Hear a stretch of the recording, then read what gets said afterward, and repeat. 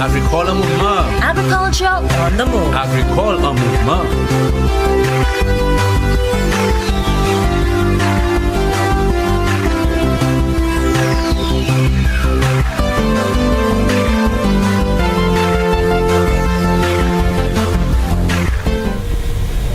Hello again, St. Lucia. Welcome to the program, Agriculture on the Move. My name, Philip Sidney, your host. Are you aware that we are in the hurricane season? Farmers, fishers, tell me, est-ce que vous savez nous à dans saison cyclone? Are you prepared? I know you're aware of it, I'm sure. But today we are here to remind you. The Honorable Alfred Prosper, the Minister responsible for Agriculture and Fisheries, is very worried and concerned about your readiness, your preparedness for the hurricane season. And with me today is Mr. Kemuel Jabatis, who is the Director of Agricultural Services in the Ministry of Agriculture. And we are here to discuss, to remind you of what you already know and what you should do. Welcome to the program, sir. Thank you, Mr. Sidney, and it's always very interesting and important that we remind our viewers and our stakeholders of the importance of readiness. Readiness is a word that has become popularized across projects. Global funding agencies are talking about readiness. But this particular readiness is really critical at this time, recognizing that every year we go through this hurricane season, this hurricane cycle, and we just need to ensure that our farmers, our processors, and all the stakeholders within the agriculture sector are acutely aware of the realities, the dangers, and the need to ensure that we are properly prepared in the event that we do encounter, whether it is wind damage, flood damage, or any other kind of damage at this time of year. It's really critical that we are ready for this. Definitely. Okay, so what are our concerns? Where do you think that the farmers should get themselves prepared? What's the first thing they should do? One of the first things that we as a ministry look forward, and it's not a starting point, but once you've gotten the information that the hurricane season is on, we at the ministry love to know that we are aware of what is on ground. By that, we have this system of updating our records on what we call farm inventories. It's called a pre-disaster inventory. So the guys who are in the engineering services will verify what irrigation systems are set up, water pumps, all irrigation infrastructure. Will ensure that we have that well documented for each farm. We also want to know what crops are currently in the ground. And so the crop guys will look at who has greenhouses, who has vegetables, short-term crops, long-term crops. What are the crops that are in the ground? Bananas, plantains, yams, dashing, and so on. Our Vet and Livestock Services Division would be responsible for looking at the livestock sector. So who are the poultry producers? What are the stock numbers? Who are the small ruminants, cattle, swine? We want to know what the numbers are, at what stage of development these animals are, also for the other crops, and so what's the stage of maturity. And why is this important? This is important for us, first and foremost, that we need to know what's being produced in the country. However, when a storm or disaster comes on board, we want to know where the farmer is at in terms of stock numbers, inventory. So in the case where you have absolute total loss, we could compare this with what was in the pre-inventory. We've had situations dating back to Derby and Thomas and December 2013 when we look at the quantum that was being reported, it raised eyebrows because persons were reporting such large numbers. And we want to ensure that there is equity and fairness in providing support after disaster. So a good first start-off point for us is to ensure that the farmers participate in the process of preparing what we call this pre-disaster inventory. We usually do it around May, June, just at the start of the season, to ensure that we have an up-to-date record and inventory of what is at the field level. Yeah. But even more than that for me is the extension officer should have a database on his core farmers. Absolutely. You should know exactly his acreage, what he has planted. That's a routine thing. Correct. And then what to do, you just check it before the hurricane season to ensure if the added, say for livestock, you may have a few more, heads of cattle and stuff like that. You understand? So it makes it easier when it comes after the hurricane, Yes. you can verify. In other words, it avoids what they call cocoa macaquerie. That's right, and it avoids a number of other things in terms of loss of fairness in the whole system. So you are absolutely right. So we encourage our engineering guys, we encourage our livestock and vet personnel, we encourage our crop advisors to ensure that there is an ongoing inventory throughout the year. But as soon as that season comes on, try and tighten it up, because when the disaster comes, it puts a lot of pressure on us as administrators to ensure that that the support gets to the people who really need it, and those persons who lose out or suffer damages and losses are actually able to get the kind of support that they need. Definitely. Yeah. Okay, so let's go one by one. Let's Yes. look at greenhouse farmers. What should they do? So first and foremost, greenhouse farmers are among the most vulnerable when it comes to wind damage. Rains are not a problem. In fact, that's why the greenhouses are there, to ensure that we protect against rain. When there is an announcement made that we're going to have a heavy wind event, the recommendation is to follow closely, and about a day or two, preferably 2 days, a determination has to be made, and we at the ministry could always provide advisories to these farmers as to the need to remove the cover of these greenhouses. Now, I know sometimes farmers are a little on edge because you have a crop that's near harvesting and you're like, boy, I'm going to take my chances. Here's what the difficulty is. You take your chances, the plastic stays on board, the wind uses it as a balloon, it becomes a parachute, it lifts up the structure, and it smashes it to the ground, and you lose out everything. You're looking at a facility that will cost you $25,000 to $40,000, depending on the frame that you have. Most persons would have remembered at Sir Arthur Lewis, several of the greenhouses got damaged. In fact, one of my farmers spent over $200,000 a year. I think that was in 2010 or somewhere about there, and did not remove the cover on the structures. Had some crops that had just started, and out of 10 structures that were set up, only one survived, the one that did not have the cover. All of the 9 were broken right down the middle. And so I want to encourage greenhouse farmers in particular. I know it's a difficult proposition that you have this amazing crop in there.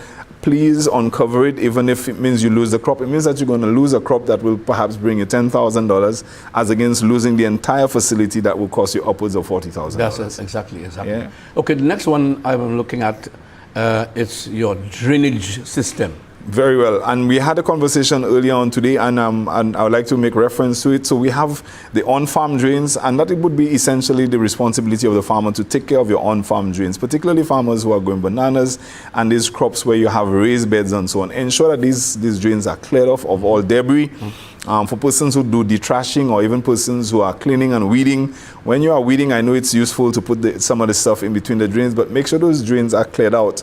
The Ministry of Agriculture over the years has periodically gone in, including earlier this year, in some locations, and provided support in terms of clearing out the main drains. That's important. So what it does, it essentially creates this draw into your riverways, into your waterways, into your ravines.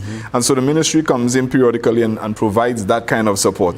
But that support can only go so far. If the farmer, his or herself, does not go on and clear off the on-farm drains, you are creating compromises that could potentially cause water to seep or to stay on your farm after a heavy rain event. And waterlogging that sits for more than 2 days can cause severe damage that you may not see immediately, but 2-3 weeks later you begin to see the impacts on your crops. So you want to ensure that these drains are cleared out prior to any rain event. Definitely, especially when it comes to banana farmers.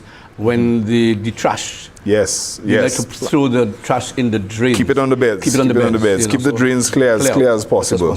Absolutely. One of the things is the selection of crops, especially farmers who are planting in low-lying areas, where that's prone to flooding.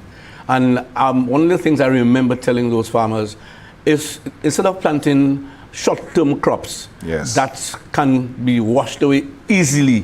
One of the things we tell them to do is to plant a crop like sweet potato. Right? So the flood can come up, the water can come up, and then it can go back down.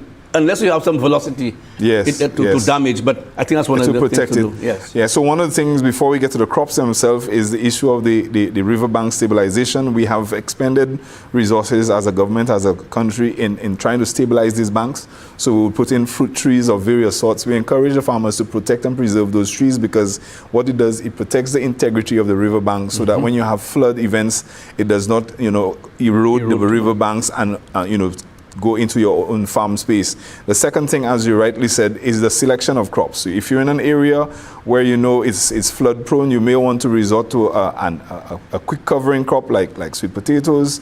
You may want to go into crops like papaya or something that when if there's heavy flooding, that these crops, as soon as the flood waters would have receded, they could recover. Very often when you go into the cucurbits or you go into the cabbages and the solanaceae and so on, what you find happening is that these crops, once they become inundated, you lose out because of heavy infections of bacteria and fungal infections and so on. So persons in flood-prone areas, pay attention. You may want to look at things like pineapple, and passion fruit, and other options, and look at other areas on your farm holding where you could plant crops that are away from flood-prone zones, and so you could have a more equitable distribution of your income throughout the year as well. Definitely. And of course, that takes me to harvesting. Yes. I mean, you need to have a harvesting regime that would ensure that you don't lose your crops. Correct. So for example, you're doing vegetables, you have a tomato crop that's already well matured. Go in and harvest green mature and put them in a safe place, a place where they could ripen and so on, or maybe bell peppers or some of these fruit type crops, or even your melons. They're about a week away from harvest. Rather than lose out on everything, go through the plot. The signs, look at the tendrils, harvest as much as possible that you can of these crops, and ensure that you put it in a safe place, in a well secured place. So if, for example, you have total wind damage or total water damage, at least you have some of your crops for two purposes: for the feeding of your own family and for sale, so that you could get some income and start off in the case where you have complete loss. Definitely. Let's look at equipment. One of the things that farmers don't do, your irrigation pump. Yes, sir. Next to the river bank. Yes. You also have your little rotovators. These things are needed to be secured. Correct. And not just when there is an announcement of a storm. I strongly recommend that once you are in the rainy season, it is ill-advised, even if you're in a location where the sun is beautiful. So for example, the Vieux River, when you get to the meandering starting around the old Beausejour and going on and so on, there are lots of small producers operating in that floodplain. And there may be beautiful days when there's beautiful sunshine in the meandering area, but you have heavy rainfall, and it's not unusual that without warning this river comes down. So we encourage persons generally around the rainy season, don't just wait for storms, but make it a habit of getting your water pumps in particular, and those suction hoses that cost a lot of money, away from those areas. Apart from your water pumps and so on, it's important to store all your equipment, your maize blowers, your knapsack sprayers, your rotavators, any kind of equipment on your farm. Find an appropriate location. For ththose persons who have an under house, like a concrete kind of place on their house, that would be the preferred space, so that if you have wind damage, these pieces of equipment are not going to get damaged during that time of year. And again, like I said, ensure that you secure it, not just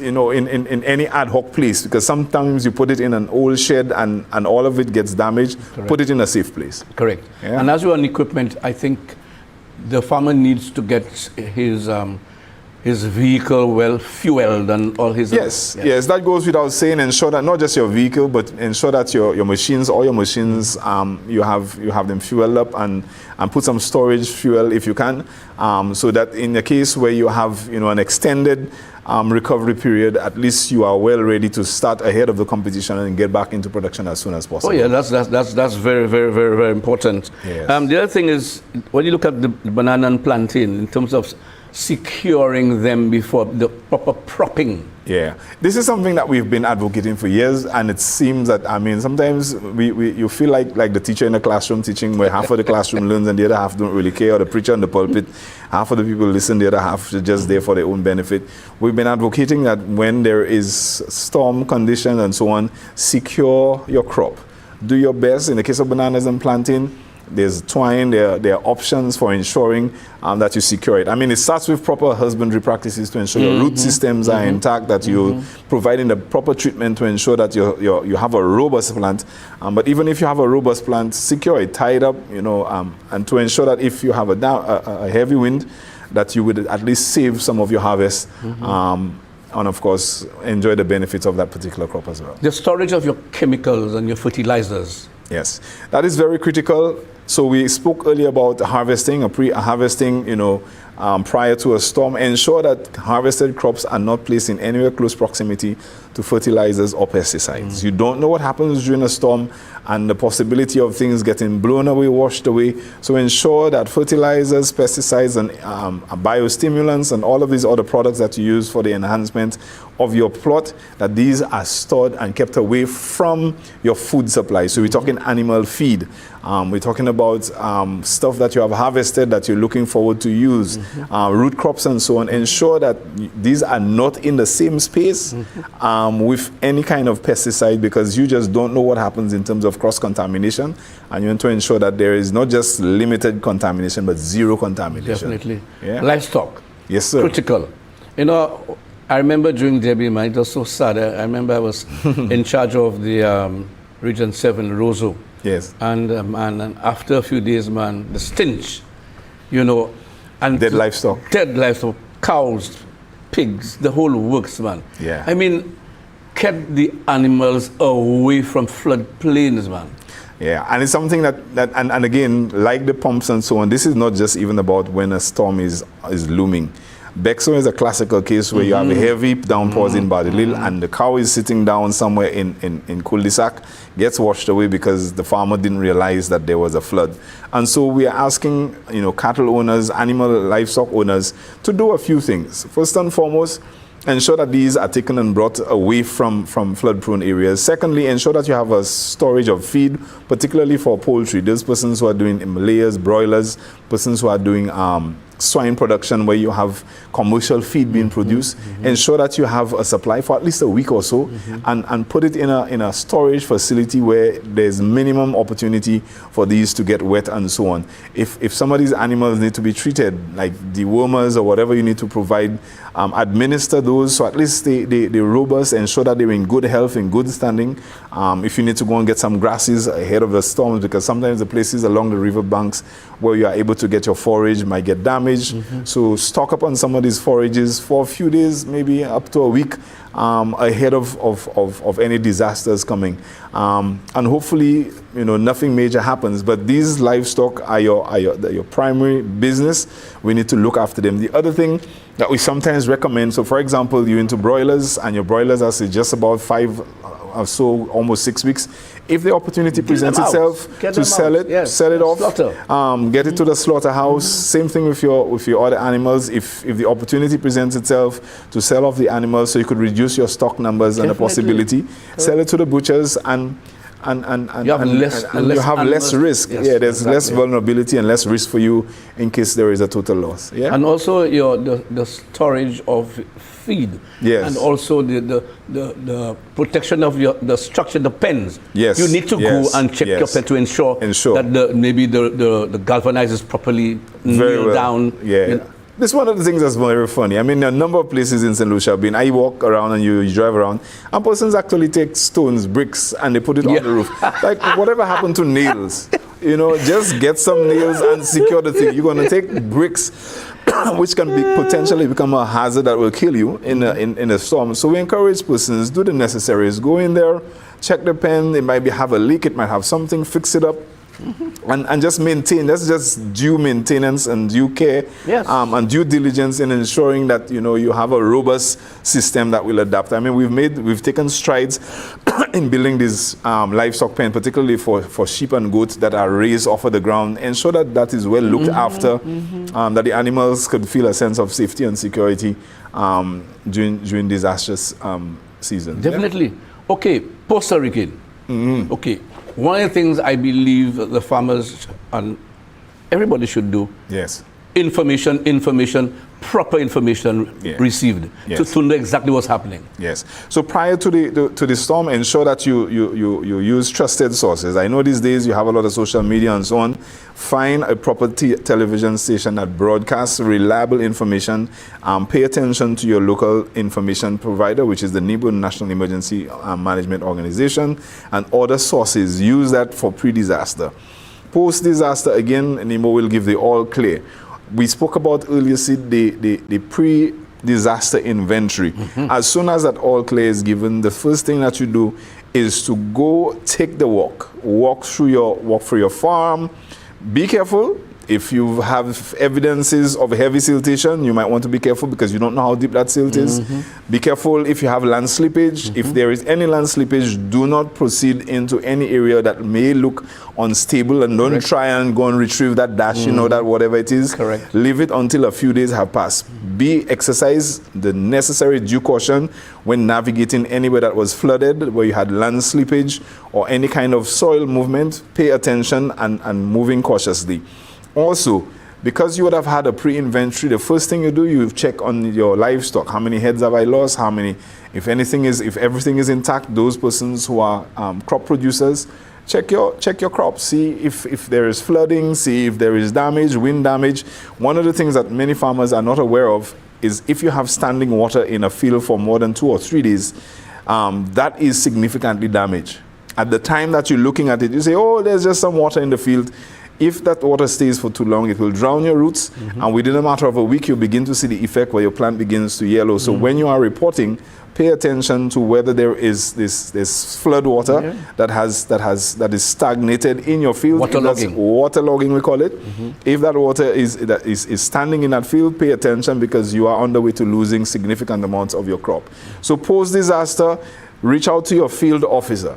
The field officers already know as soon as the all clear is given, our first order of business is to go in and do what we call the post-disaster assessment. Preliminary assessment. Preliminary assessment. What we do, we drive around, we do windscreen surveys, look for wind damage, we look for land slippage, and you do a preliminary report in the given, a kind of a ballpark figure as to what might have transpired. In the next 2 weeks that follows, the officer would come to the farmer's holding and actually do a count, do a walkthrough with you. And be honest in the matter. In 2010, when we walked through, and in 1994 and 2010, when I walked in parts of Choiseul, when you reported, persons were double reporting landslides. So farmer A says, I lost this in that same landslide. Farmer B comes and says, what's up, Martin Dashinla? So that sort of stuff, there has to be honesty in doing it, because you really don't want to first under-report and you don't want to be over-reporting. I think in 94, 90, or 2010, when we look at the total value of landslides, it looks like 1/3 of the country had been lost. And so we want to avoid this kind of misinformation, be honest and ensure that we are reporting adequately and correctly. And the preliminary assessment supposed to give maybe after 24 hours. Yes, 24 give to 48 hours. The government an idea of the magnitude, of the damage. And afterwards, then there will be an in-depth. Yes, you do for the next 2 weeks. You do a more detailed and everybody's on board. It's all hands on deck, because what you're trying to do is to get there. Because remember, in 2010, was it 2010? While we were trying to figure out our way, suddenly in Indonesia you had a tsunami. Right. Now the international community, if you're wasting time coming up, and at that year we had UN ECLAC with us and all these other professionals who came on board, and they were putting pressure on us, because if you miss the opportunity to report in a quick time, the camera moves. Yes. And that happened. The attention moved to Indonesia. You're talking about thousands, hundreds of thousands of lives that were lost. And so you want to ensure that you get this done, do it accurately, let the international agencies support you in preparing the report and seeking support from, whether it's friendly governments, donor agencies, and so on. We have to ensure that we do One of the things I know for a fact happens during that, after we get the all clear, the Minister for Agriculture, absolutely, the PS, and of course the Director of Agricultural Services, and the Information Unit. We go out. We go from Roseau. Yes. We come up to Cul-de-sac, and we go to Deglo. We go to the Mabia Valley, and we go as far as V4. Canals and all these places. So that gives us a preliminary assessment, and so the minister is well, priced with what has happened. Yes. And then after the preliminary assessment is done, then he can go out and see to the Prime Minister, hey, this is what we have. This is what we're looking at. That's good. And that's crucial. One other thing before we close. The minister was very clear about insurance. Yes. Especially for the banana and plantain farmers that are very vulnerable. Where are we with that? So, as we speak, we have, and this is not a St. Lucia initiative, this is an initiative that is part of the CARICOM 25 by 25, so we have most of the Caribbean countries participating. Government of St. Lucia has made available a particular package or a particular sum of money, and a regional insurance provider has been co-opted to provide the service. And so for this year, so we're talking about 25 into 26, a premium has been paid. The premium is only covering plantain and banana farmers. So essentially, there are basically two parameters, wind and flood. Right. So if these two crops get damaged from wind and flood, and of course there are other little bits and details that, you know, it will burden the program to tell you all about it. But Yes. of course there are thresholds, and once the threshold is met, what is going to happen is that there will be a payout where that is concerned. We had a program, I think it was in 2013, when we had the 2013 trough. Government of St. Lucia did make a purchase under the CRIF, and we were able to get a payout of about $6 or $7 million. I can't remember the exact figure, and that we're able to use to support the recovery effort. And so this particular package is going to be used in the case where there's a disaster to provide support. Like all other kinds of insurance, this is a 1 year, one payment. So you pay, same thing you do with your house and your motor car, you pay the premium for the year. When the year ends, nothing happens, that's it. If you want coverage for the next year, you got to go in, start all over again. Okay. But what's going to happen, and that's what I'm going to propose, is that at some point, maybe the second year or something, we can now engage the farmer and begin to look at a small contribution. Can the farmer contribute 10%, 20%? I don't know. We could find the balance or the good figure and let the farmers participate in this process. You know, as they say, let's get the farmer and other stakeholders to put some skin in the game. At least they better appreciate what it is that is being done. But for this first rollout of the program, the premium is being facilitated or is being covered by the government of St. Lucia. We're really excited about it. We're not excited about any payouts. We just wish that it's just nothing happens. Because usually the premium is only a small percentage of what needs to be paid out. I mean, we're looking at figures of 10 million and 20 million. I think was almost 100 million in 94 and 2010. So we prefer to not have to do that. But as a precaution, recognizing the government has to dip into scarce resources, this has been done. Again, I'm repeating it specifically to bananas and plantain. As the program unfolds, we're perhaps going to be looking at other crops and other enterprises like greenhouses and so on. Very good. Yeah. Comrade, you come to the end of the program, you know. Yeah, I know. I tried to put a little queer, but you can't put that next time. Time flies when you're having fun, I suppose. Definitely. Thank you for being here. And of course, I'm happy that we're able to tell the farmers and you know what to do. Yeah, and St. Lucia, again, farmers and other stakeholders, do your part, be ready. We're talking about adaptation and so on. Be ready in the case of any disasters. Thank you so much. Thank you. You've been watching Agriculture on the Move. I want to thank you for viewing the program. And remember, agriculture is our business. Take care of your field. We are in the hurricane season. Be ready, readiness. Correct. And the Honorable Minister of Agriculture, Prosper, said, be careful, stay safe. I'm Philip Sidney saying goodbye and see you again.